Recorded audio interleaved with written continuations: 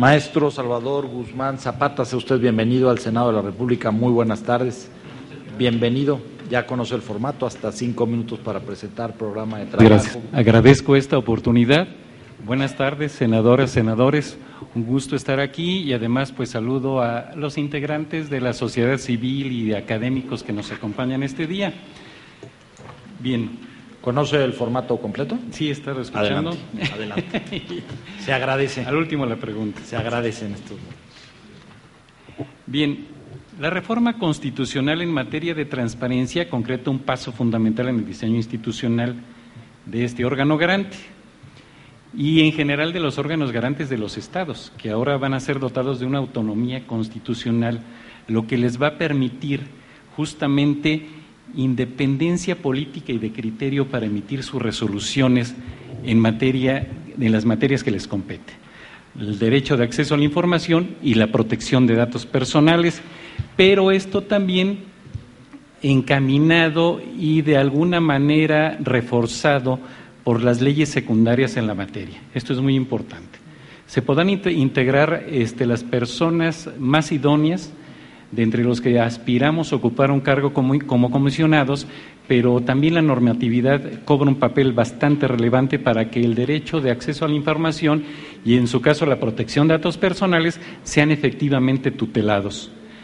Estamos en un parteaguas institucional y además nos lleva a que este desarrollo normativo tiene que estar armonizado con los principios del artículo 6º constitucional, con los artículos, lo que establece el artículo 1º constitucional en materia de interpretación de los derechos humanos, así como la reforma en telecomunicaciones. En su artículo 6º, precisamente porque son dos apartados, en el A está la transparencia, y bueno, ya iba a haber un choque de trenes cuando estaban las dos en discusión, y finalmente en la B quedó lo relacionado a telecomunicaciones. También se tiene que armonizar, y podríamos ahondar en este sentido, su relevancia. Por otro lado, estoy convencido de que en un Estado democrático, la opacidad, la discrecionalidad, el patrimonialismo en el ejercicio de un cargo no deben tener lugar, si estamos hablando de ello. De mi parte, tengo un compromiso profundo con el tema de los derechos humanos, con los derechos humanos directamente, actitud de servicio, responsabilidad social y honestidad. Así he actuado desde la sociedad civil en mi activismo social y como servidor público cuando tuve la oportunidad de estar en el órgano garante del Estado de Morelos, en el cual participé activamente en múltiples actividades. Vamos ahora con algunos temas relevantes que enuncié en líneas programáticas que ustedes tienen en les hice llegar a través de la carta de motivos de mi aspiración. Bueno, primero, el órgano garante, además, no solamente quienes integran el Poder Legislativo, tiene que estar muy cerca del desarrollo normativo de esa llamada ley reglamentaria del 6º constitucional y por otro lado también de la Ley Federal de Transparencia y Acceso a la Información Pública Gubernamental. O sea, así lo mandata esta reforma en transparencia. Por supuesto, tiene que haber una reforma o una nueva ley de protección de datos personales, dado que cambia la naturaleza constitucional del órgano garante. En el COFIPE se tiene que reformar, que ya no se va a llamar COFIPE, ahora va a ser una ley, va a ser otro tipo de norma. También va a impactar en normas, por ejemplo, que regulan a los sindicatos con relación a la información que se debe abrir, que no solamente debe estar en un catálogo de información pública de oficio, es decir, tiene un impacto normativo bastante amplio que hay que revisar cuidadosamente a fin de que no haya colisión entre diferentes normas y el derecho sea efectivamente garantizado o los derechos que están aquí en juego con este órgano garante sean realmente tutelados. Por otro lado, una cuestión relevante del nuevo órgano garante autónomo es la transparencia institucional. El nuevo órgano tiene que ser un modelo de transparencia en todos sentidos. Mejorar el portal de transparencia, por supuesto. Mejorar la información administrativa que ahí se desarrolla, se delinea. que sea una página electrónica accesible a cualquier persona, que si uno da clic en donde dice transparencia, efectivamente ahí pueda uno desplegar la información que requiere por lo menos del órgano garante.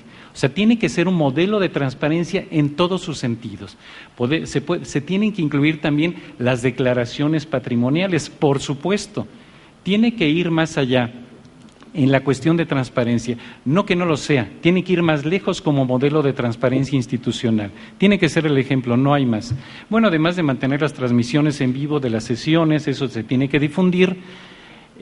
Publicar en el portal del organismo los informes anuales, en fin, todo lo que requiere, digamos, de transparencia institucional hacia afuera. Todo lo que hace tiene que ser transparente en todo momento y a través de los medios a su alcance. Hay un apartado importante para mí que es la función jurisdiccional del IFAI. Lo digo así porque como órgano colegiado resuelve y determina y declara sobre un derecho o dos derechos en este caso, la protección de datos y el derecho de acceso a la información. Y además tenemos nuevas funciones jurisdiccionales, ya hay legitimación para controversia constitucional y para acción de inconstitucionalidad. Y también la facultad de atracción sobre recursos que no son resueltos de manera suficiente por los órganos garantes estatales. Esto podría, digamos, crece el número de sujetos obligados, por supuesto, porque es un abanico ahora aún mayor. Imaginemos a los sindicatos, me pregunto si aquí se van a integrar como sujetos obligados los sindicatos, incluyendo los de las universidades públicas, que también reciben recursos estatales, recursos públicos. El abanico es bastante amplio. Tenemos una tarea jurisdiccional muy importante. No estoy diciendo que se requieren solo abogados, Mi formación originaria es como pedagogo, después estudié la abogacía por azares del trabajo y de necesidades de la gente y de otras cuestiones. Tenemos que hacer una evaluación como organismo del estatus de las resoluciones que están en trámite al momento que se integre este nuevo órgano. ¿En dónde están? ¿En qué estado se encuentran? Para darles, digamos, salida en tiempo y forma de acuerdo a la ley que supongo estará vigente todavía, la actual. En cuanto a los archivos, el IFAI ha desarrollado un sistema de gestión documental importante en coordinación con el Archivo General de la Nación, pero esto no ha sido suficiente para armonizar los archivos en todos los órganos garantes del país y en los archivos estatales o municipales. No ha sido suficiente. Y además recordando que un archivo es la fuente documental, ya sea en electrónico o en físico, de cualquier solicitud de información. Y por mi experiencia, y esto tiene que ver con la opacidad y el manejo mismo de los archivos, que ni son actualizados ni están en electrónico como lo mandata la Constitución, pero en algunos municipios de mi estado, donde soy originario, en Morelos, era más fácil encontrar un acta del Cabildo del siglo XIX que el acta de Cabildo de hace un mes, donde se tomaron decisiones importantes sobre un desarrollo inmobiliario, créanmelo. Entonces, sí hay mucho que hacer en materia de archivos, que al parecer ha sido como un patito feo del derecho de acceso a la información, pero es la fuente sustancial de este derecho. Es el documento, es el soporte y es lo que solicita la gente. Entonces, se tiene que trabajar mucho en este sentido. Por otro lado, una tarea relevante y sumamente trascendente, aunque el IFAI sacó una encuesta la semana pasada donde habla de que sobre el conocimiento del derecho de acceso a la información, lo percibe o lo conoce, ha oído hablar del IFAI más del 60% de nuestra población, pero veamos su incidencia, el número de solicitudes. Es un derecho que se desconoce y no se ejerce en muchas regiones del país.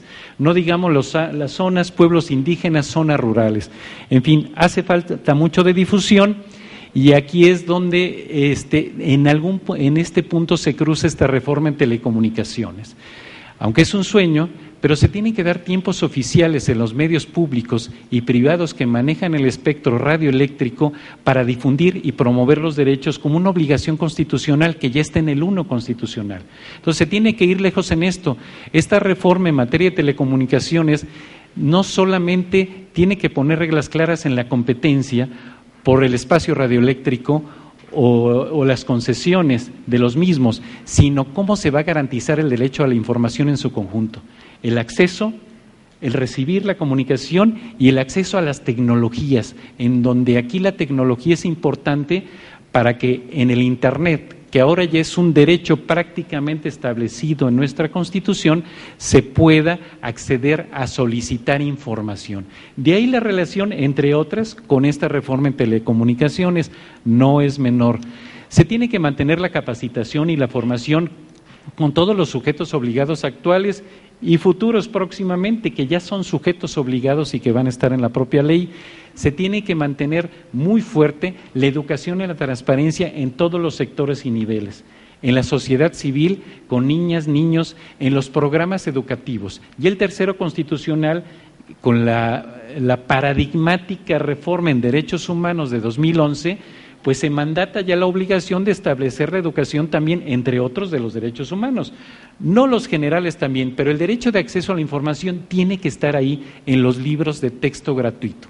Es desde la educación primaria para generar una nueva cultura de la transparencia que tanto hace falta en nuestro país. Bueno, se tiene que además mantener una colaboración con las instancias internacionales, lo cual esto, pues se criticaron mucho los viajes de comisionados, comisionadas del IFAI. Yo creo, no quiero hablar ni bien ni mal al respecto, sino sencillamente se tiene que racionalizar y trazar una línea de austeridad, no solo con relación a los viajes internacionales, sino en todo el aparato administrativo y las funciones del IFAI. Tiene que ser una característica, pero sí mantener la colaboración internacional. Hay medios tecnológicos que nos permiten, pues, una videoconferencia, un mensaje a través de audio y video, a través de la línea. Eso se puede facilitar en ese sentido. Estos son a nivel general algunos de los aspectos que esbocé en cuanto a estas líneas programáticas que están en sus manos. A sus órdenes. Gracias, doctor. Esto es muy amable. Le pediría si toma de la urna una de las preguntas de la sociedad civil organizada. Como tú quieras. Don Isidro. A ver.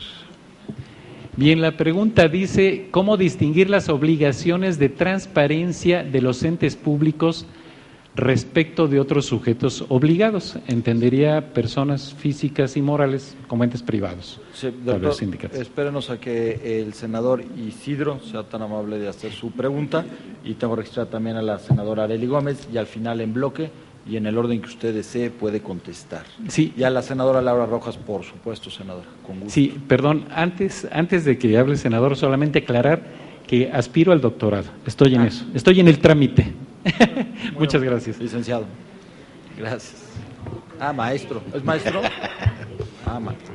Bueno, señor, ciudadano, amigo, candidato. Bueno, compañero candidato a doctor, frente a las nuevas facultades que tiene hoy el IFAI, con la información que se debe publicar de oficio, y frente al último comentario que usted hacía de la encuesta que precisamente publicó el IFAI, de la gente que conoce el IFAI pero no conoce lo de sus funciones, pues aquí tenemos información de oficio que se debe publicar. ¿Cómo le haremos para armonizar estas tareas, no? Y para que el ciudadano esté realmente accediendo a ese derecho a la información. Gracias, senador Isidro. Senadora Arely Gómez. Bienvenido al Senado de la República, maestro Salvador Guzmán Zapata. Una sola pregunta. ¿Qué opinión tiene usted respecto a la COMAIP? Usted ha asistido a frecuentes reuniones de la misma. Quisiera ver qué opinión le merece, si cree que es necesaria, si cree que se podría mejorar. Muchas gracias.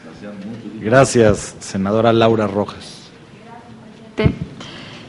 Maestro, usted actualmente es asesor parlamentario en la Cámara de Diputados, de acuerdo con el currículum vitae que nos hizo llegar. ¿Podría compartirnos en qué área de la Cámara específicamente labora? Y aprovechando esta experiencia, ¿usted considera que los grupos parlamentarios de manera directa son sujetos obligados en materia de transparencia? ¿Y qué retos tiene el Congreso de la Unión en materia de transparencia y acceso a la información? Muchas gracias. Gracias, senador Alejandro Encinas. Bueno, se me estaba oxidando de no intervenir. Bienvenido, maestro Salvador Guzmán Zapata. Uno de los ejes que usted plantea en su ensayo es el de garantizar la transparencia institucional, pero para ello solamente presenta 3 aspectos: el rediseño de la página electrónica del instituto, mantener las transmisiones en vivo de las sesiones del pleno del órgano y publicar en el portal del organismo los informes anuales. Esos son los indicadores suficientes para garantizar, valga la redundancia, que el órgano garante, transparente plenamente sus funciones, su desempeño y garantice a los ciudadanos la información respecto a las funciones que desarrolla. Y luego también su introducción nos dice que hay que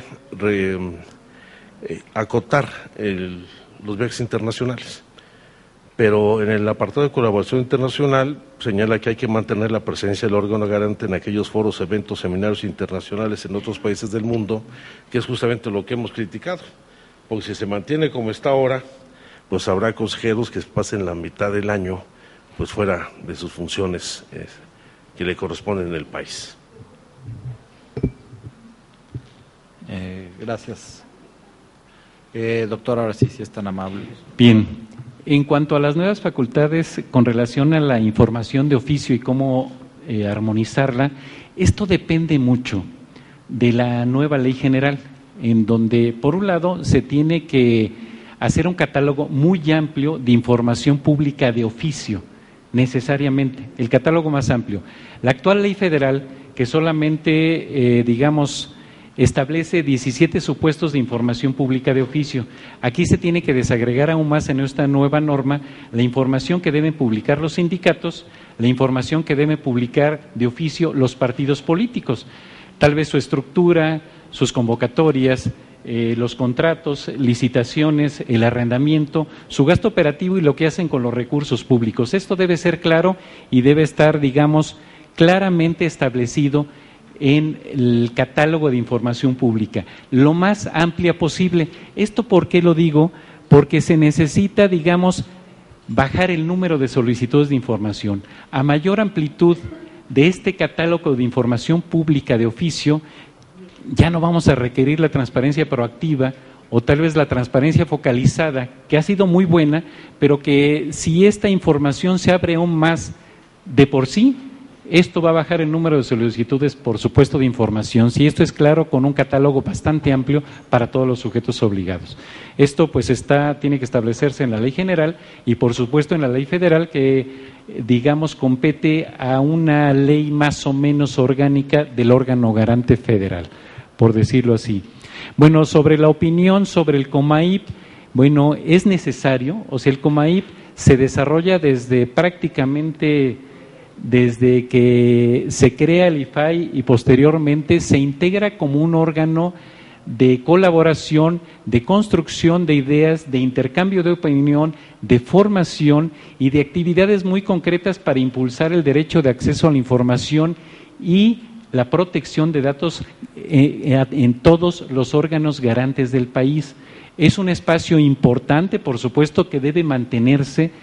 Y ahora pensando, por ejemplo, en este llamado Sistema Nacional de Rendición de Cuentas, que la Constitución habla más que nada de una coordinación del órgano garante federal con X número de órganos, pero pensando en ese sentido va a ser muy importante. Yo creo que hay funciones de colaboración y de coordinación que se deben de establecer en una ley general, por ejemplo, con relación a la facultad de atracción. Si ahí los órganos garantes locales van a tener alguna función específica para el efecto del trámite de un recurso que yo solicite que vaya al órgano garante federal para su posterior revisión. Entonces, esto se debe establecer en la norma, por supuesto. Yo siento que por ahí va más que nada este papel. Ahora todos serán órganos constitucionales autónomos locales, lo que no sucede hasta la fecha. Esto les va a permitir una mayor fortaleza para asegurar la eficacia en la tutela del derecho. Pero además una cuestión importante, que las resoluciones también aquí serán definitivas, inatacables. Eso es un valor importante y ahí los órganos garantes agrupados en la COMAIP tienen, por supuesto, demasiado futuro próximo y trabajos que ya se han realizado y muy importantes en los temas para seguir avanzando en la materialización de este derecho en todos los rincones del país. Por supuesto que se puede mejorar, eso es indudable, hay gente de la mejor calidad en todos los estados del país, de muy buena fe, que trabajan precisamente por la concreción de estos derechos constitucionales. Senadora Laura, ¿en qué área labora? Yo estoy en la Coordinación de Derechos Humanos del Grupo Parlamentario del PRD, ahí laboro, estoy asesorando en materia de derechos humanos, participo en las reuniones de la Comisión de Derechos Humanos, en donde doy un seguimiento puntual a todos los asuntos que ahí se discuten y se aportan. Mis aportaciones son ahí, además estuve muy de cerca y con aportaciones también en la discusión concreta de la reforma en transparencia y no se diga en la de telecomunicaciones. Así es. Por otro lado, la segunda parte, cuando habló de que los grupos parlamentarios son sujetos obligados, por supuesto que el Poder Legislativo Federal ya era sujeto obligado por la ley, desde la Ley Federal de Transparencia, desde la Reforma Constitucional de 2007, ya era un sujeto obligado como tal para la transparencia. Los grupos parlamentarios, como parte orgánica de un poder legislativo, por supuesto están en la línea de ser sujetos obligados. Son sujetos obligados porque ejercen recursos públicos. Ahora hay que materializar en la norma concreta y esto impacta en la ley orgánica del propio Congreso General, en donde vamos a ubicar estos aspectos, no solamente en la ley federal o en la ley de la materia, en la ley general, como categorías de información, sino como Senado de la República, en este caso, cómo se va a materializar, digamos, este Parlamento abierto, que hace tiempo aquí hubo una discusión muy importante, un foro muy relevante, cómo aterrizar, y no solo aquí, sino también en la Cámara de Diputados.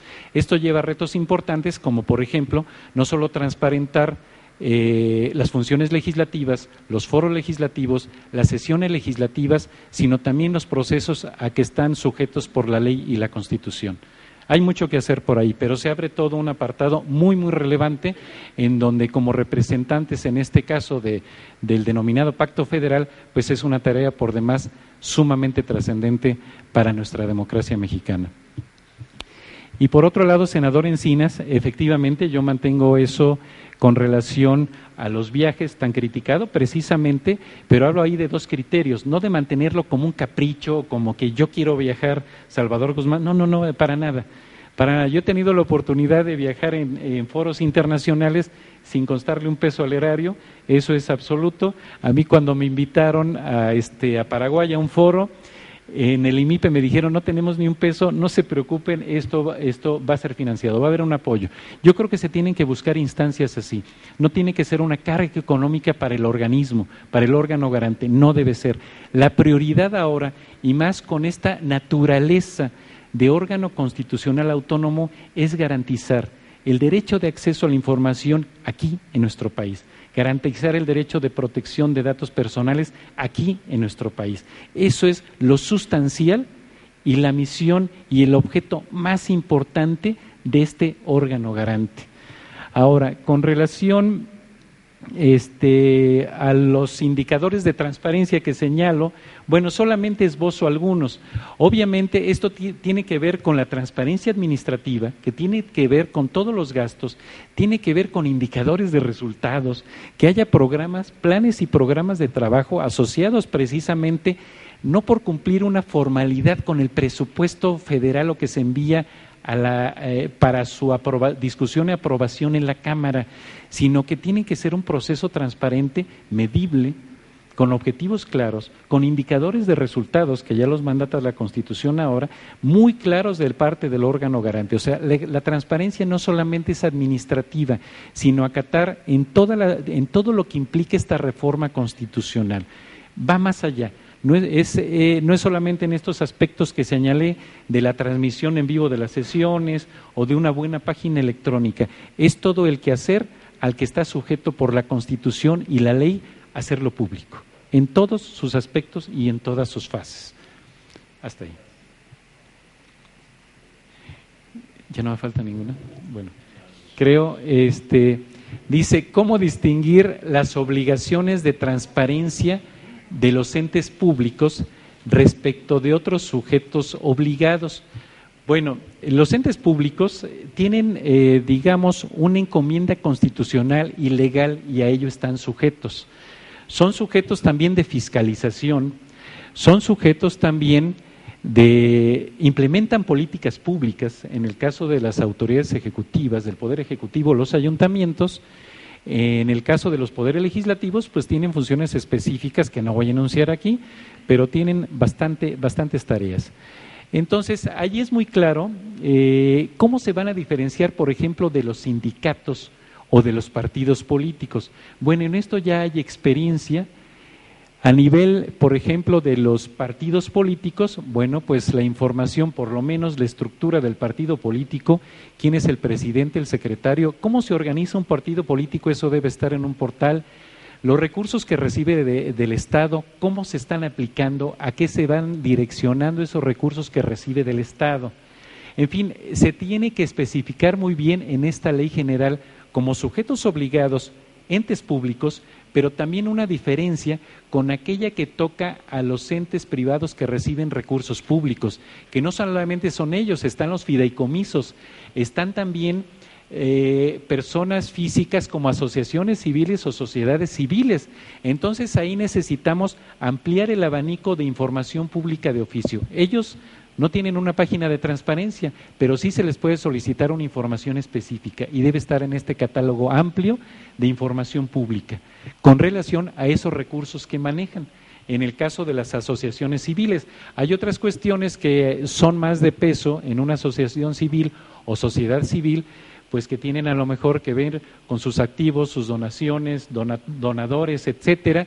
En fin, todo esto se tiene que estudiar minuciosamente y en base también a la normatividad que lo rige, porque no podemos ahí ir más allá de la normatividad que rige a los partidos políticos, a las sociedades civiles, a las asociaciones civiles, y esto también que atraviesa con cuestiones fiscales y hacendarias, muy importante. Entonces, en esta reforma constitucional no es nada más crear el órgano, sino este desarrollo normativo implica retos en varias áreas de legislación sumamente relevantes para no entrar en un conflicto normativo que puede traer pues problemas posteriores.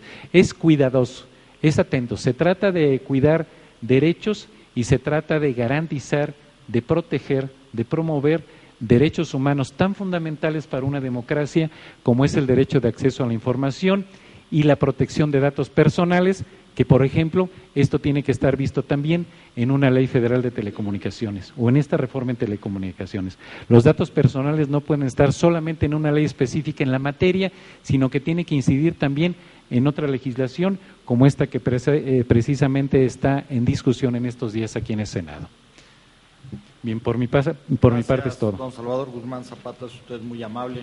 El Senado de la República le agradece el haberse inscrito a esta convocatoria pública y abierta y le agradece también el haber estado esta tarde con nosotros. Es usted muy amable, le pediría a la Secretaría Técnica que acompañe al compareciente. Si gusta quedarse, es usted bienvenido. Muchas gracias. Y también le pediría a la Secretaría Técnica, si es tan amable, de ir por el maestro Carlos Alberto Lara González.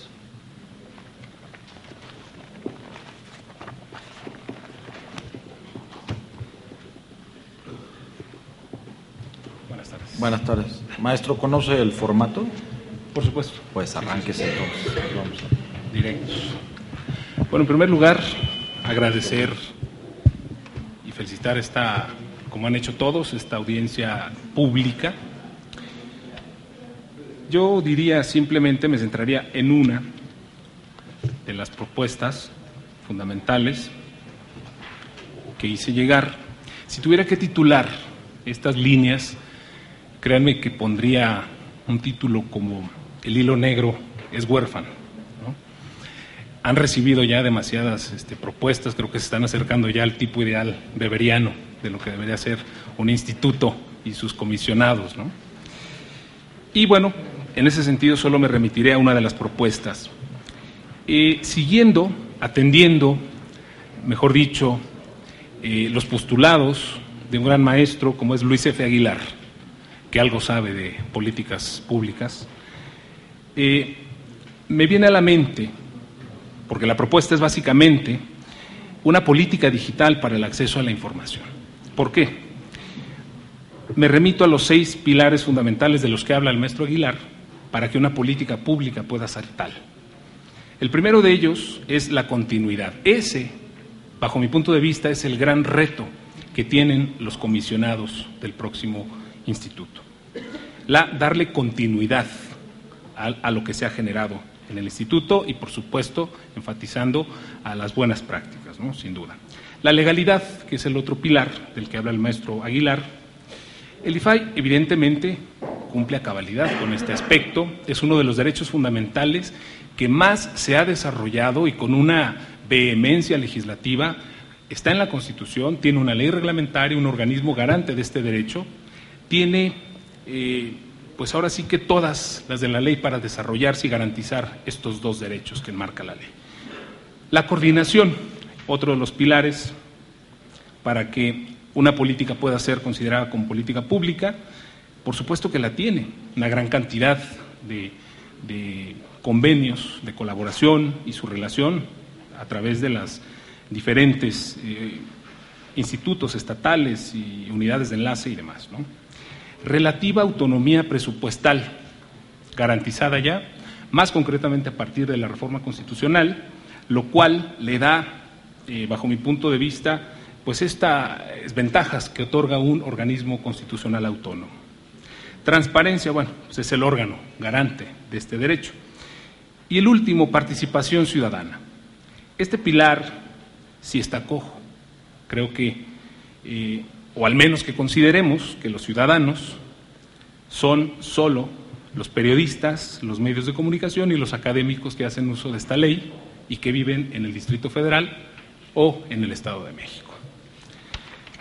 Por lo tanto, una política digital de acceso a la información, subrayando que no se trata de digitalizar la burocracia, que es en parte lo que se ha venido haciendo en muchas instituciones y en muchos gobiernos. Realizar un diagnóstico de la capacidad instalada con la que podría contar para llevar a cabo una cruzada nacional por la transparencia. Y decía que el hilo negro es huérfano precisamente porque, miren, todos sabemos que fue presentado hace poco la Agenda Digital para el México Conectado. Esta agenda, si la ponemos a dialogar con la Secretaría de Acceso a la Información y la Dirección General de Comunicación Social y Difusión, saldrían maravillas. No hay que inventar nada. Creo que esto ya es en sí un marco, como también lo es, o lo será, la Ley Federal de Telecomunicaciones que ustedes tienen en discusión y próximamente será aprobada. Y no quitar la mirada de la promesa del gobierno federal de triplicar la inversión en ciencia, tecnología e innovación para alcanzar por lo menos el añorado 1% del PIB. ¿Cuál es el objetivo? Pues ofrecer a través de la agenda digital y de estos marcos que se están diseñando en este momento, servicios gubernamentales de acceso a la información, de transparencia para la vida cotidiana de los ciudadanos. Miren, les voy a poner un ejemplo. Yo recuerdo cuando fue discutida la primera ley, el Grupo Oaxaca y todos aquellos foros que tuve la oportunidad de estar en algunos de ellos.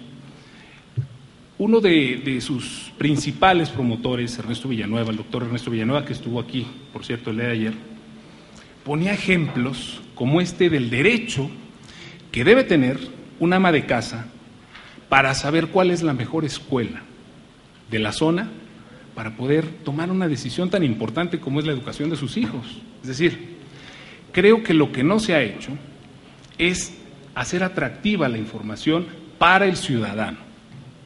La encuesta que saca el IFAI, el INEGI, muy interesante, pero hay mucha percepción y creo que la percepción solo sirve en la política.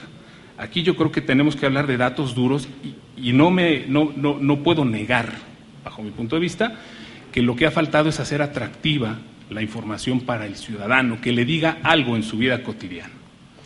¿Qué implica una política digital para el acceso a la información?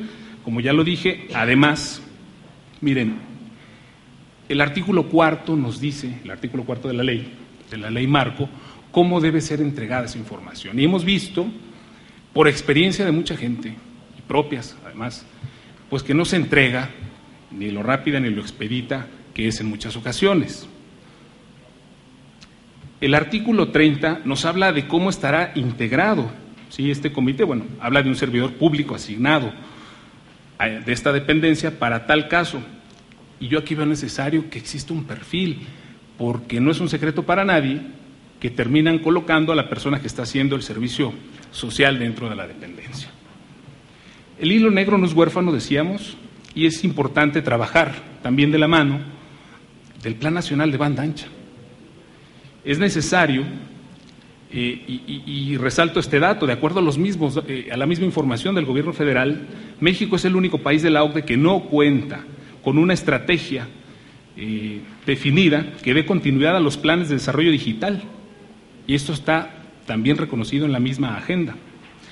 Se habla de puntos de acceso público, se habla también de apoyo a través de convenios y de una universidad nacional digital, ¿sí?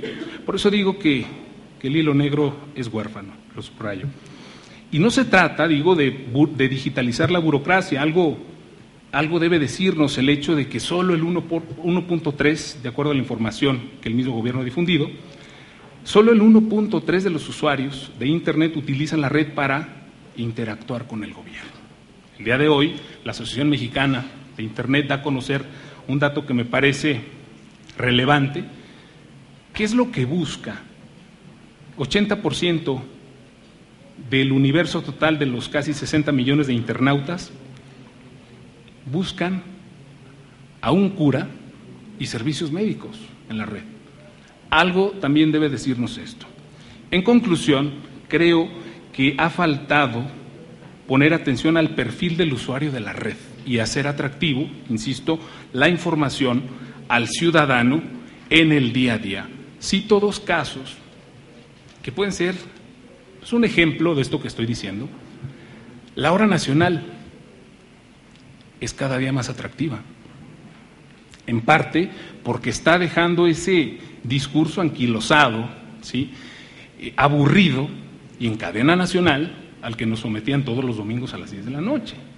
La frescura y la innovación, como se está haciendo este contenido, ¿sí? de la hora nacional, es un ejemplo. Como lo fue también, quizá en menor nivel o alcance, el Canal 11 de Fernando Sariñana. Si ponemos atención en esa estrategia de ampliar, ¿sí? ampliar lo que es el mercado al que iba dirigido, creo que lo logró. Es decir, no porque sean medios públicos o medios de servicio público de Estado, como quieran llamarles, tienen que ser aburridos, ¿sí? Creo que estos dos casos, a reserva de decir todo lo que se está por determinar en la ley que están discutiendo, con todo el universo de medios públicos que en su totalidad casi llegan a un 70% de la población, creo que eso es algo que no se debe dejar de lado. Estudios basados, con esto termino, de mercadotecnia, a los que han hecho, a los que se han allegado empresas, que están centrados en las tres visiones, en los tres distintos Méxicos que existen en la actualidad, dicho por estos especialistas de mercado. Nos hablan de un México residual, de un México dominante y de un México emergente.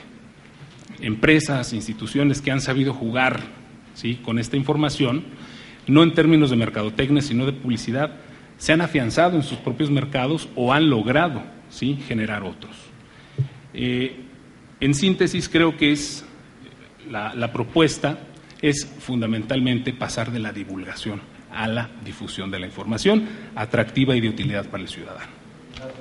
Le pediría, si es tan amable, de tomar una de las preguntas de la urna, dar lectura, y tengo registrados a la senadora Arely Gómez y al senador Alejandro Encinas. La publicación de la información de personas morales en manos de las autoridades debe ser evaluada desde la perspectiva de los datos personales, o por el contrario, estima que cierta información relativa a las personas morales puede tener el carácter de reservada. Esa es la pregunta. Doctora Arely. Bienvenido al Senado de la República, doctor Carlos Alberto Lara González. Doctorante también, perfecto. Bueno, aquí en su experiencia personal veo que actualmente trabaja como asesor parlamentario en la Cámara de Diputados y en la Cámara del Senado de la República. ¿Me podría decir dónde trabaja aquí en el Senado? Martínez. Ah, perfecto. Y por otro lado, de su currículum, que por cierto es muy amplio, todo en el tema de cultura, y lo felicito realmente por este tema que maneja usted, el patrimonio, todos estos temas tan importantes, cultura y negocios, pero veo que ha trabajado en el PAN, asesor en parlamentario en materia de cultura en el PAN. En fin, aquí mi única duda sería, no es ningún cuestionamiento, y también usted en su escrito que nos manda señala, con el objetivo de aminorar los casos de conflictos de intereses, propongo hacer una revisión de los ordenamientos internos para tal efecto. Es necesario impulsar, además de figuras deontológicas, un reglamento que establezca de forma clara lo procedente en estos casos. Asimismo, considero importante impulsar mecanismos para que no se dé de la remoción arbitraria de consejeros, antes bien, garantizar que se anteponga la validación de su perfil y su desempeño en el refrendo de su cargo. Aquí la pregunta sería, ya que ahora los partidos políticos son sujetos obligados directo del nuevo órgano garante, ¿cómo aseguraría usted aminorar ese conflicto de intereses? ¿O usted cree que no tendría conflicto de intereses, ya que, ha habido aquí muchas personas que han pasado por estas comparecencias donde han tenido en algún momento dado alguna afiliación partidista o no, y simplemente la pregunta es, ¿cómo aseguraría usted aminorar si es que hubiere conflicto de intereses? Es pregunta. Gracias, senador Arely. Senador Alejandro Encinas. Muchas gracias, senador Escudero. Maestro Carlos Alberto Lara González, bienvenido a casa. Gracias por su intervención. Yo voy a seguir la misma ruta de la senadora Arely Gómez y voy a tratar de hacer la pregunta con la mejor fe posible, no se vaya a considerar mala fe. Evidentemente usted tiene credenciales importantes en su formación profesional, no solamente como licenciado en Ciencias y Técnicas de la Información, sino doctorante en Derecho de la Cultura. Por cierto, muy interesante el dato de que el mayor número de búsquedas en la red es sobre curas y médicos. Ahora sí que el padre Amaro le ganó a Lady Gaga. Pues vamos a ver si... Yo tengo mis reservas sobre ese dato. Pero revisando su currículum, ahora sí que el hilo negro no es que esté huérfano, sino aquí jalamos hilo para encontrar hebra.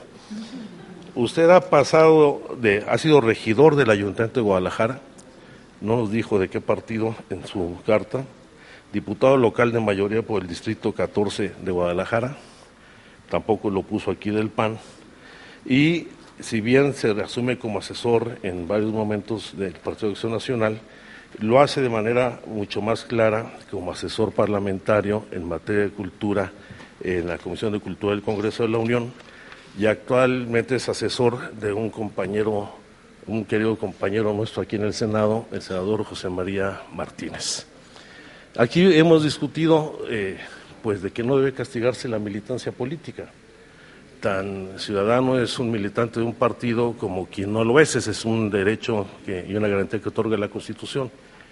Pero aquí se ve una situación distinta al resto de los militantes de los partidos políticos, porque usted es asesor de un vicecoordinador del Partido de Acción Nacional, que en su calidad de vicecoordinador forma parte de la Junta de Coordinación Política, que fue el órgano que emitió la convocatoria.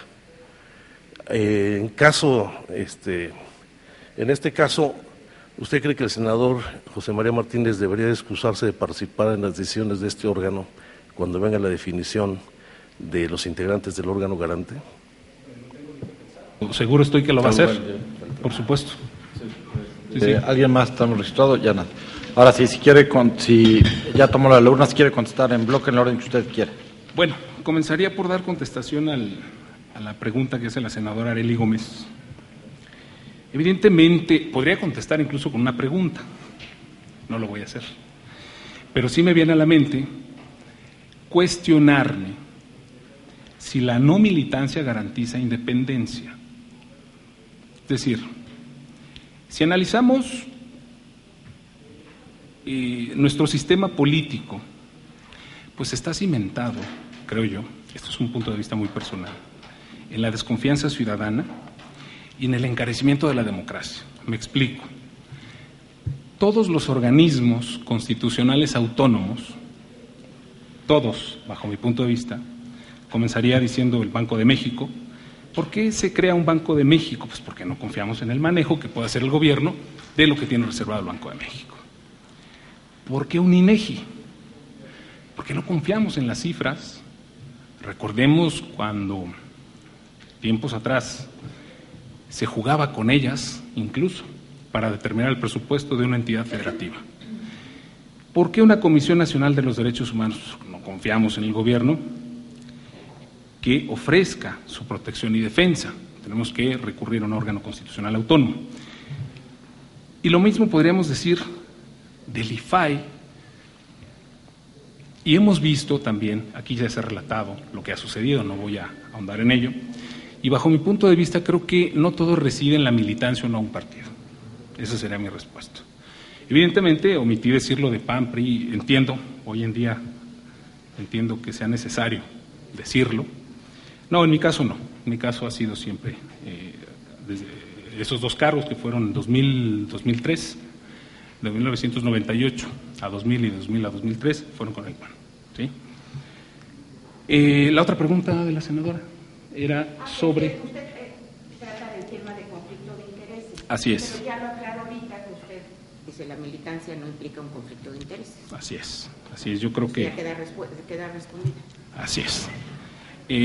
¿Había otro cuestionamiento de su parte? Por supuesto, yo creo que incluso no tendría, bueno, conociendo, ustedes lo conocen, evidentemente quedaría excusado de participar, ¿no?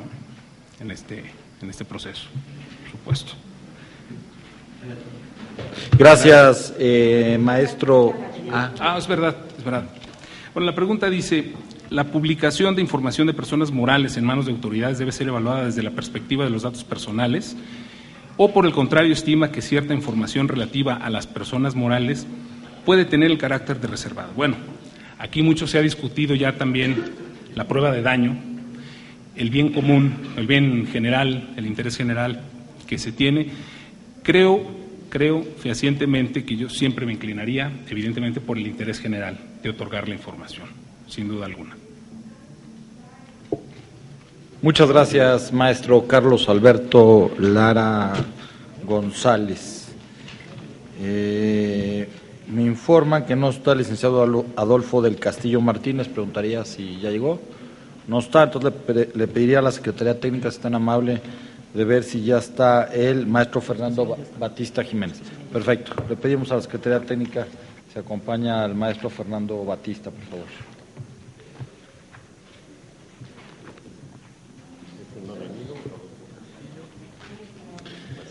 Muy buenas tardes, maestro Fernando Batista Jiménez. Bienvenido al Senado de la República. Buenas tardes, senador. Ya conoce el formato, hasta 5 minutos para presentar el programa de trabajo, ideas, conceptos, luego una serie de preguntas de los senadores, si así desean hacerlo. En la urna, preguntas de la sociedad civil organizada. En su momento le pediremos que tome una para que pueda contestar en bloque y en el orden que usted quiera. Bienvenido, buenas tardes y tiene el uso de la palabra. Muchas gracias, senador. Senadoras, senadores, integrantes del Comité de Expertos y organizaciones de la sociedad civil. Quiero aprovechar mi intervención de apertura para exponer 3 puntos que considero importantes para los efectos de esta comparecencia. Me referiré en primer lugar y de manera muy breve a las razones por las que considero poder desempeñarme como comisionado del nuevo órgano.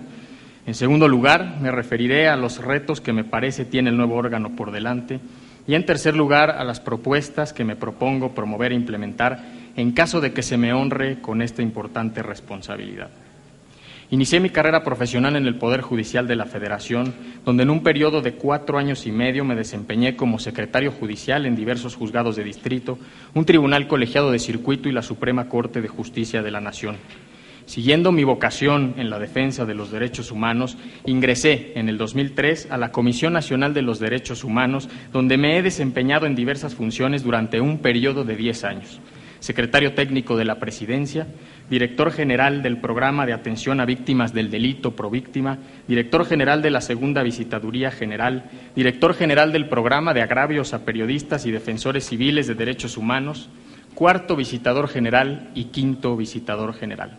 Es así que a lo largo de mi carrera profesional me he especializado en la defensa de los derechos humanos y en específico del derecho a la información, al tener bajo mi responsabilidad durante 5 años el programa especial de la CNDH encargado de la defensa y promoción de este derecho humano indispensable para la garantía de la vida democrática del país. Me refiero a continuación a los principales retos que afronta el nuevo órgano garante, que son: el primero, fortalecer los programas de capacitación, en especial de los nuevos sujetos obligados, a efecto de que conozcan y puedan cumplir con sus obligaciones de transparencia, así como brindar información significativa. Segundo, promover la importancia del derecho humano a la información como herramienta para una ciudadanía informada y crítica. Tercero, reforzar el sistema de archivos en todo el país a través de criterios homologados para sujetos obligados públicos y privados, respetando y protegiendo los datos personales. Cuarto, hacer efectivos los procedimientos de sanciones por las infracciones previstas en las leyes para aquellos sujetos obligados que no cumplan con sus obligaciones en materia de transparencia y de protección de datos personales. Y 5, acercar el trabajo del órgano autónomo garante a organizaciones internacionales y nacionales a fin de que monitoreen su desempeño y apoyen en la evaluación al Estado. Mis principales propuestas, que serán la base de mi programa de trabajo y que elaboraría de manera colegiada con las y los otros comisionados, y de la experiencia acumulada de quienes trabajan actualmente en el órgano garante, en caso de ser considerado idóneo para ocupar el cargo de comisionado, son las siguientes. Primero, establecer criterios homologados en materia de obligaciones de transparencia a efecto de promover los más altos estándares en todas las instituciones públicas del Estado mexicano. Segundo, considerar los precedentes y buscadores de resoluciones del órgano garante a fin de generar congruencia y brindar mayores elementos al diseño de las resoluciones del Pleno y así fortalecerlas en el aspecto técnico, lo que debe necesariamente incluir instrumentos y jurisprudencia internacional en materia de derechos humanos. Tercero, fortalecer la transparencia focalizada desde la página del órgano garante a través de un apartado con información de todos los sujetos obligados en rubros que, de acuerdo con el histórico de solicitudes de información, resulten trascendentes para las y los solicitantes de manera entendible y sencilla. Cuarto, elaborar una normatividad de protección de datos personales en posesión de la autoridad, en la cual se detallen las obligaciones de protección y seguridad que debe garantizarse para cada una de sus bases de datos. Quinto, elaborar modelos de documentos de seguridad a fin de garantizar el cumplimiento de políticas de protección de datos personales en todos los sujetos obligados del país. Y sexto, trabajar en la implementación de la iniciativa de Open Data en la Administración Pública Mexicana y que la información sea presentada preferentemente en formatos abiertos. Señoras muy distinguidas, señoras senadores, muy distinguidos señores senadores. El proceso en el que hoy participo es sin duda un paso importante en el camino para evitar en nuestro país la discrecionalidad, el secretismo y la corrupción. No cabe duda de que la reforma constitucional en la materia ha dotado al nuevo órgano de herramientas para ejercer su misión con mayor eficacia. Muchas gracias y estoy a su disposición para dar respuesta a las preguntas que tengan a bien formularme. Gracias, maestro. Si va tomando una de las preguntas de la urna, si es tan amable. Tengo registrado al senador Encinas y a su servidor, y al senador Isidro. El senador Encinas, el senador Isidro. Si gusta dar lectura a la pregunta, maestro. Pregunta 86. Respecto de los partidos políticos, ¿qué información considera de relevancia y, por tanto, debiera ser información pública de oficio? Gracias. Senador Alejandro Encinas. Muchas gracias, senador Escudero. Maestro Fernando Batista Jiménez, bienvenido al Senado de la República. Gracias por su participación. Bueno, yo debo dar cuenta, en primer lugar, de que el pasado 4 de abril recibimos aquí en el Senado de la República un oficio suscrito por alrededor de 40 organizaciones civiles y diversos ciudadanos entre otros la Casa del Migrante Manos Extendidas, la Casa del Migrante de Saltillo, Caridad Sin Fronteras, el colectivo Ustedes Somos Nosotros, el Comité de Solidaridad de Derechos Humanos Monseñor Romero, el Foro Migraciones y otras organizaciones, haciendo un planteamiento en torno a la resolución que en su carácter de quinto visitador general de la Comisión Nacional de Derechos Humanos ha hecho sobre diversos casos. Quiero decirle que en lo largo de este proceso hemos recibido mucha documentación, incluso anónima, respecto a los participantes, a la cual no le hemos dado ningún valor en su evaluación. Sin embargo, las organizaciones coinciden con lo que es Fundación para la Justicia y el Estado Democrático de Derecho, quien el pasado miércoles 19 de marzo estuvieron aquí en el Senado y nos hicieron llegar un expediente vinculado con la resolución que el 20 de diciembre de 2013 la Comisión Nacional de Derechos Humanos emitió en torno a la masacre de los 72 migrantes en San Fernando, Tamaulipas.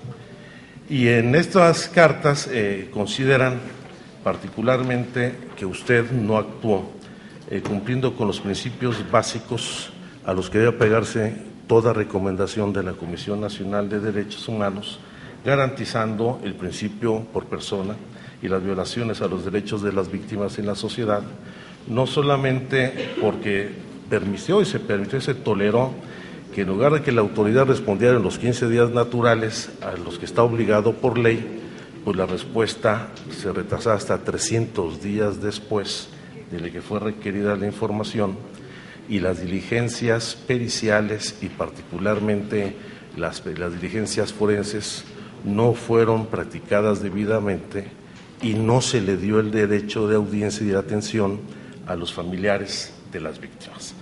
Por lo cual consideran que usted incurrió en actos de omisión que pudieran vulnerar los derechos humanos de los familiares de las víctimas que no fueron debidamente atendidas.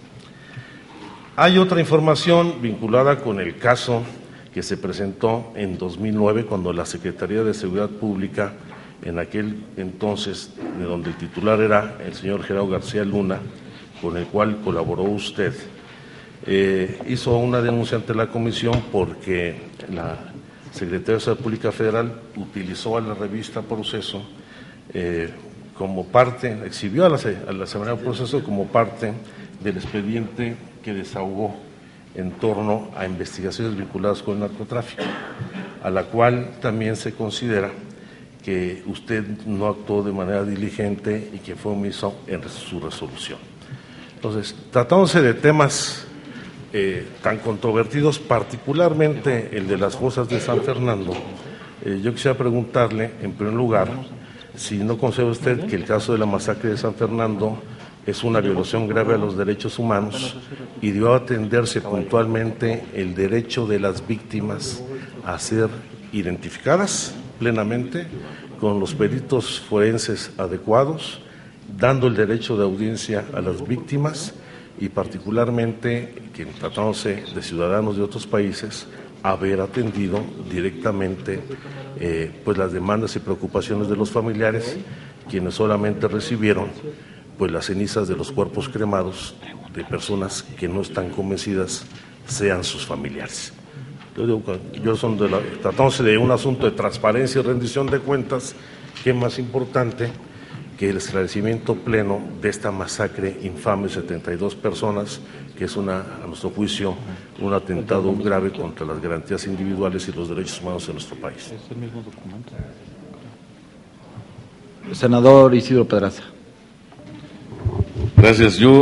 El senador Encinas ha sido detallado en leer. Yo quería darle la copia del documento, apenas hoy se recibió y esto sí tiene señalamientos. Yo quisiera que, como todos, tener derecho de audiencia. Creo que es una cuestión eminente.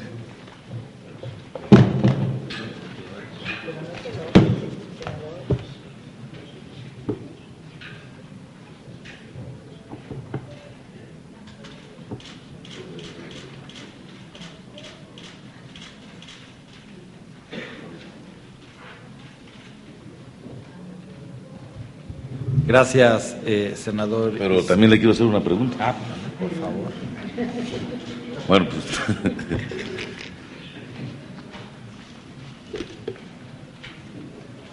Yo le preguntaría a don Fernando, al maestro Fernando Baptista, ¿qué se necesita para construir un sistema nacional de transparencia que resulte ser una fuente de certeza?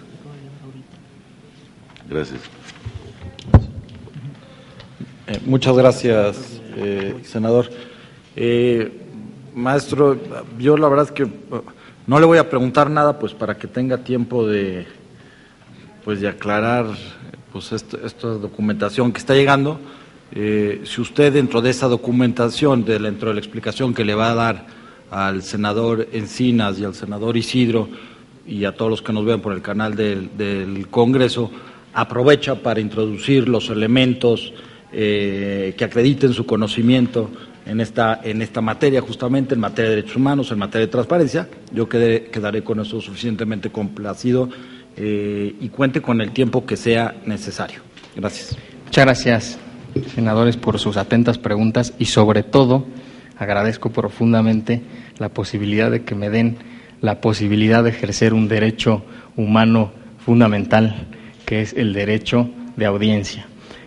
Sin duda, ambos casos que usted me pregunta, y iré por el orden que me han preguntado, señor senador Encinas, pues bueno, se trata de un expediente de más de 12,000 fojas, es decir, es un caso muy complejo que llevó a cabo una investigación la Comisión Nacional de los Derechos Humanos, desde luego conforme a derecho, desde luego conforme a los principios pro persona, y voy a tratar de lo más brevemente posible poder pues defender esta postura que me parece que se defiende por sí sola. Basta con leer la recomendación, ni siquiera es indispensable acudir a las 12,000 fojas que contienen el expediente de queja. Sin embargo, ahí está el expediente, quiero decirlo, que se ha puesto a disposición.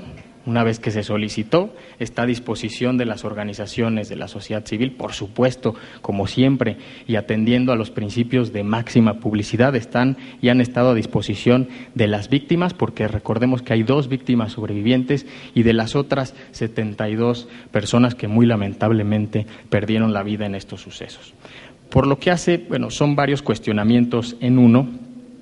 Por favor, si olvido alguno, senador, le suplicaría me lo recuerde, porque no quiero omitir absolutamente nada, porque probablemente pues esta sea la mejor oportunidad para esclarecerlo y para hacer valer este derecho. Decirle, en cuanto a los 300 días que son imputables a la autoridad, no es que la autoridad no haya rendido la información a la Comisión Nacional de los Derechos Humanos como tal, sino que para efectos de la investigación de la comisión de una conducta delictiva de parte del sistema ombudsman nacional o local, es decir, para que un ombudsman pueda, un presidente en este caso de la Comisión Nacional de los Derechos Humanos, investigar la comisión de una conducta delictiva como es el caso, es indispensable, por supuesto, tener acceso a las averiguaciones previas correspondientes. En este caso, señor senador, se integraron 6 averiguaciones previas, una de ellas continúa en trámite, 6 de ellas, una de ellas continúa en trámite, dos procedimientos jurisdiccionales, un sinnúmero de procedimientos migratorios y otras constancias.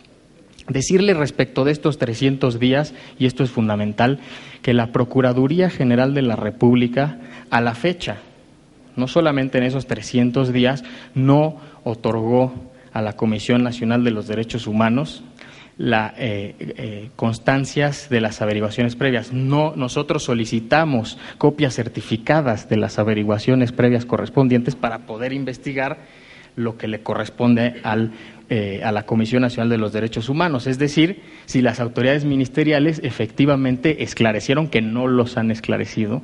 No compete a la Comisión esclarecer hechos delictivos, sino a las autoridades ministeriales en términos de lo dispuesto en el artículo 21 constitucional. A la Comisión Nacional de los Derechos Humanos y al Sistema No Jurisdiccional de Protección a los Derechos Humanos, como usted y las señoras y señores senadores bien saben, compete el análisis de violaciones a los derechos humanos. En este supuesto, la litis específica de un expediente que además se abrió de oficio, Es decir, no hay una parte quejosa. El Ombudsman Nacional, precisamente atendiendo a la trascendencia de los hechos y a su gravedad, es que determinó la apertura de oficio. Cabe señalar que además se dictaron medidas cautelares desde el principio para efectos de que se investigara conforme a derecho.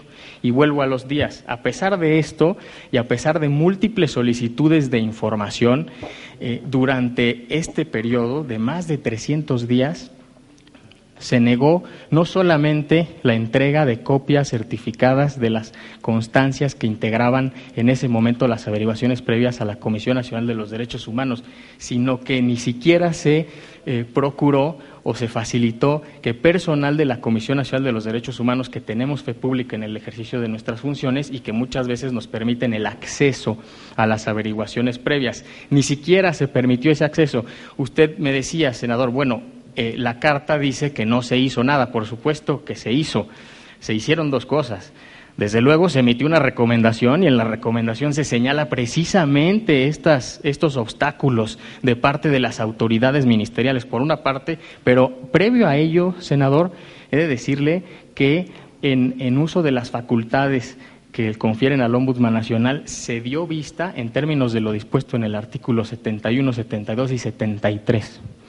De la normativa de la Comisión Nacional de los Derechos Humanos, se permite dar vista a los órganos internos de control para efectos de que, si incurren en omisiones, como fue el caso, no permitir el acceso a las averiguaciones previas, pues se investigue al respecto. ¿Cuál es un problema que tenemos en la Comisión Nacional de los Derechos Humanos, en este caso y en muchos otros, senador? Es que en el momento, el Ombudsman Nacional, si usted recordará, interpuso una acción de inconstitucional respecto del artículo 16 del Código Federal de Procedimientos Penales, el que permite precisamente que nos nieguen las autoridades ministeriales el acceso a las averiguaciones previas. La Corte determinó que no era inconstitucional este precepto y a partir de ahí es que se nos niega constantemente el acceso a las averiguaciones previas. A partir de un año, cuando transcurrió estos 300 días, la autoridad ministerial recibió una llamada y consta en actas y por eso se dio la vista, la denuncia ante las autoridades del órgano interno de control. Se permitió finalmente, fui entrevistado personalmente y ahí consta en el Universal en primera plana que se señaló que la Procuraduría en ese momento, la entonces Procuraduría General de la República, había obstaculizado a la CNDH lo que le correspondía a su investigación. A partir de ahí es que se nos permitió, ojo, el acceso a las constancias que integran la averiguación previa. No se nos dio copia. ¿Esto qué implica, senador? Porque también se ha dicho que nos tardamos 3 años. Bueno, a estos 3 años habría que descontar primero esos 300 días. Segundo, habría que tomar en consideración que cuando nosotros acudimos a consultar las averiguaciones previas, senador, no es que nos den un espacio como el que nos ocupa aquí y nos digan, ahí están los expedientes, tienen todo el día, ustedes revisen las constancias que gusten y determinen lo conducente, den fe. No, las consultas de las averiguaciones previas son por tiempos determinados, con personal de la Procuraduría que está pendiente y que no solamente nos permiten la consulta, no nos permiten la consulta normalmente de todas las constancias, sino respecto de cierta foja a otra foja y demás. Bueno, para no ser exhaustivo, porque también a la par no quiere decir que durante 300 días el expediente haya quedado inactivo.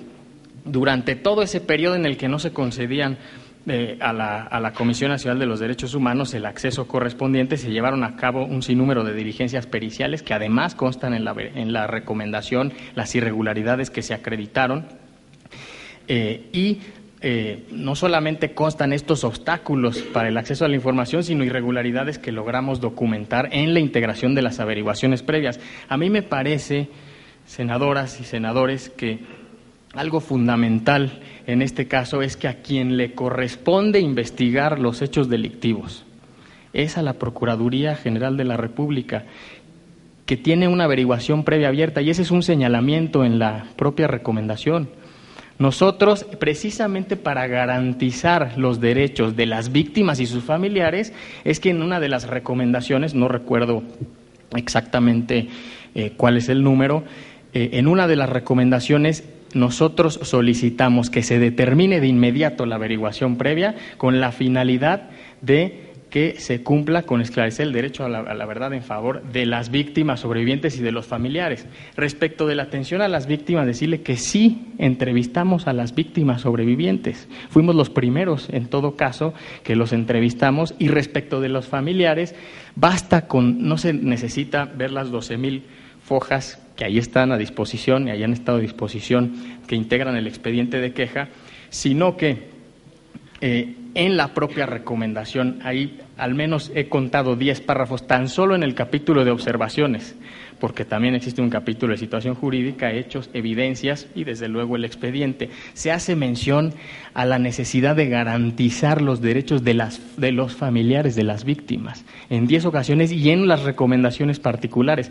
Es a las autoridades ministeriales a las que corresponde y sin duda, y respondo con eso a de si se trata de violación grave, por supuesto, y corresponde a las autoridades procuradoras de justicia, en todo caso, identificar a los familiares de las víctimas, a todos y cada uno, identificar si se entregaron de manera adecuada o no, porque es un señalamiento en la propia recomendación de nuestro Ombudsman Nacional a los cadáveres de las personas que muy lamentablemente perdieron la vida, de la mano, porque además tienen un convenio precisamente con algunas de estas organizaciones de la sociedad civil, en concreto con la Fundación para la Justicia y alguna organización extranjera, entiendo que de forenses, médicos forenses argentinos, identificarlos y verificar en todo caso, conforme y con fundamento en la propia recomendación emitida por nuestro Ombudsman Nacional, determinar la reparación del daño, que es fundamental a los familiares de las víctimas. Y esto compete a las autoridades responsables que recibieron y que además aceptaron la recomendación emitida por el Ombudsman Nacional. Compete a ellos garantizar ese derecho a la verdad, no solamente para las familias de las víctimas, para la sociedad en general, sino también compete a ellos las reparaciones del daño correspondiente. Bueno, me refiero, puedo ser un poco más, me parece que dígame, senadora, su orden. Sí, bueno, quisiera nada más decirle que también respecto del principio pro persona y de la aplicación del control difuso, en este caso, que lo aplica la Comisión de Convencionalidad, en el caso también no tengo en la memoria los párrafos, pero con mucho gusto yo le hago llegar tanto los párrafos en los que se defienden en los derechos de los familiares de las víctimas, como aquellos en que aplicamos el principio pro persona y también la interpretación conforme al control difuso de convencionalidad. En el caso, ahí se cita en múltiples párrafos y que dan cuenta de que efectivamente aplicamos siempre el principio pro persona. Respecto de transparencia, en ese caso, el de máxima publicidad, porque está a disposición ahí de quienes lo han solicitado. Respecto del otro caso, relacionado con la la entonces Secretaría de Seguridad Pública Federal, señalarle dos cosas. También se entregó la información, se otorgó la información. Por supuesto que esto se hace conforme a la ley y hay que tomar en consideración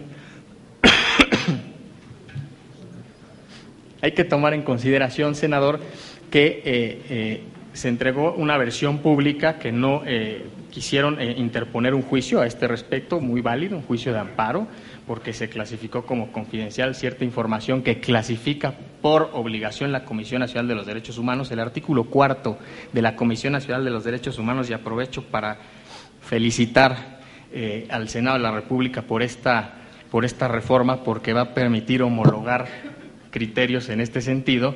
El artículo 4 de la Comisión obliga a los funcionarios de la Comisión Nacional, a los servidores públicos, a guardar confidencialidad respecto de ciertos casos. Nosotros aplicamos la ley conforme a este precepto, desde luego conforme a los artículos correspondientes de la normativa de transparencia. Y a partir de que se determinó que no se entregara esa versión pública como tal, con los datos, es decir, querían la información con los datos confidenciales, a mí como sujeto obligado, en particular como titular de la unidad administrativa, no me corresponde interpretar en ese sentido, pero sí en este caso al órgano jurisdiccional. Por fortuna ahora será el órgano garante el que determinó sin ningún problema, bueno, entrega esa información y sin mayor problema ha sido otorgada a los solicitantes de inmediato.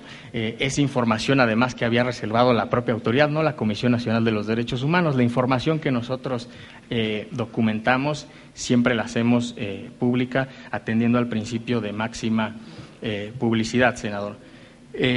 Sí vale la pena señalar, porque usted lo señaló, que se habla de una protección, porque yo trabajé en la Secretaría de Seguridad Pública Federal. Mire, efectivamente, yo trabajé 7 meses en la Secretaría de Seguridad Pública Federal, fui comisionado al área de Derechos Humanos de la Secretaría de Seguridad Pública en ese momento, pues en donde llevamos a cabo una serie de acciones muy interesantes, que tampoco me voy a extender en ese sentido, pero señalarle que si yo hubiera querido, en lo personal, proteger a algún servidor público, y en este caso al entonces titular, no es posible que del 2010 a la fecha, por ejemplo, hayamos acreditado violación a los derechos humanos tan solo en la quinta Visitaduría General, de la que he sido titular desde el finales del 2009, en 248 casos. Es decir, en 248 casos se han dado vistas a los órganos internos de control. Este es uno de ellos.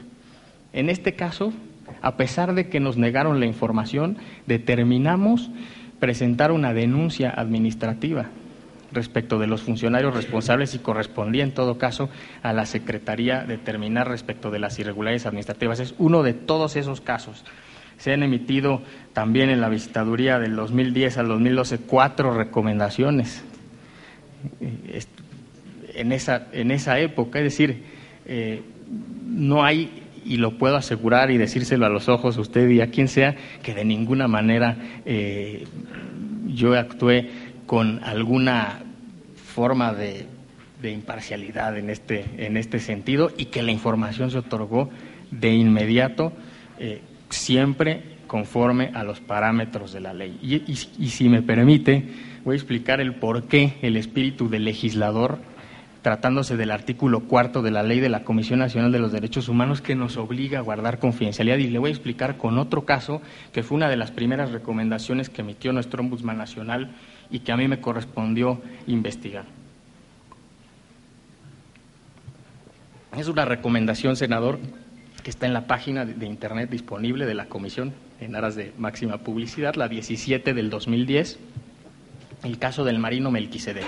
Lo digo de manera pública porque es una recomendación pública y que se conoce. Melquisedec es un caso en que, actuando en contra, para abatir el crimen organizado, lamentablemente perdió la vida.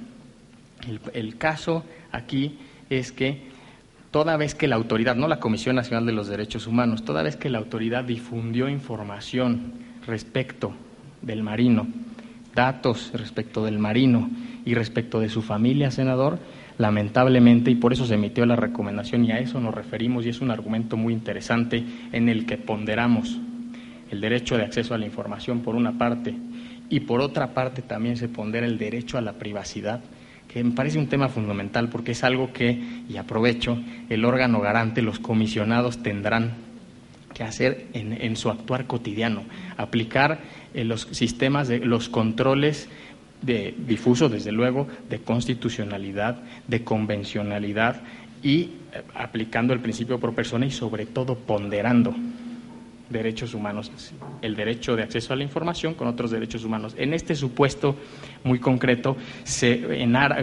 toda vez que se hizo valer información privada del marino y sus familiares, mataron a sus familiares. Sus familiares perdieron la vida. Se vulneró un derecho humano que es el derecho a la vida, y que no cabe duda que, ponderando el derecho a la vida en este supuesto con el derecho al acceso a la información y desde luego el derecho a la privacidad, pues aquí se acredita en este supuesto muy específico. Es una recomendación muy interesante de ponderación de derechos humanos, y lo digo, senador, porque tiene una razón de ser. Bueno, ustedes son legisladores, lo saben mucho mejor que yo. El espíritu del legislador está detrás de las normas, y detrás de esta norma que obliga no faculta, obliga a la Comisión Nacional de los Derechos Humanos a guardar confidencialidad está el evitar la revictimización, el evitar que las víctimas puedan sufrir en su esfera jurídica cualquier vulneración a su dignidad personal y a los derechos humanos que le son inherentes a esta dignidad personal. No sé si respuesta puntual a sus preguntas. Sí, nada más falta una. Yo le agradezco esta respuesta tan amplia, se lo digo sinceramente. Le agradezco que nos mande 10 párrafos referentes a los derechos de las víctimas. Debe ser muy difícil encontrarle un expediente de 12,000 cuartillas, pero faltó una respuesta. Ya nos dijo que sí hubo atención a las víctimas sobrevivientes. Quise preguntar en su carácter de visitador, la reitero, ¿cuántas veces visitó o dio audiencia a los familiares de las víctimas? Los familiares de las víctimas en ningún momento acudieron a la Comisión Nacional de los Derechos Humanos, pero esto no implica que el Ombudsman Nacional, es decir, la CNDH, se asuma. No es un procedimiento contradictorio, senador, el que se ventila, como usted sabe, en la Comisión Nacional de los Derechos Humanos, de manera que la comisión se asume en defensor de los familiares de las víctimas y se asume en defensor, desde luego, en este caso, de los sobrevivientes. Y por eso yo señalaba, no en el expediente, en la propia recomendación, esos párrafos en el que se defiende el derecho de los familiares de las víctimas y se recomienda precisamente que las autoridades procuradoras de justicia sean las que tengan que, con base en la recomendación, establecer, determinar a quienes se tiene que, en todo caso, reparar el daño y, sobre todo, lo más importante, esclarecer la verdad de los hechos, que se integre la averiguación previa, que siga abierta y que se nos diga como un derecho no solamente de los familiares de las víctimas, de la sociedad en general, qué es lo que efectivamente ocurrió en el caso. O sea, no hubo derecho de audiencia. Se garantiza el derecho de audiencia en la propia recomendación, senador, una vez que se integra el expediente y se determinan ciertos derechos en favor de los familiares de las víctimas. Están garantizados en el propio expediente. Muchas gracias. Pues le agradecemos, maestro Fernando Batista. Falta la pregunta de los ciudadanos, si es tan amable. Y me falta otra pregunta del senador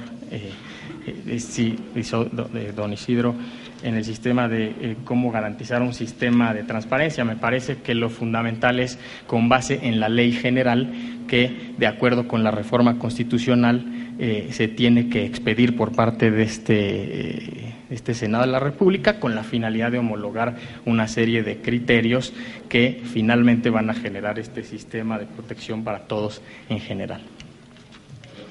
Respecto de los partidos políticos, ¿qué información considera relevancia importante debiera ser información pública de oficio? Me parece que toda la información atendiendo al principio de máxima publicidad, siempre y cuando esta información no sea en menoscabo de la seguridad nacional o de interés público o que se actualice cualquiera de las causales previstas en materia de reserva. Sería todo, senador. Muchas gracias. Maestro Fernando Batista, el Senado de la República le agradece el haber estado aquí con nosotros en el Senado de la República y el haberse inscrito en esta convocatoria pública y abierta.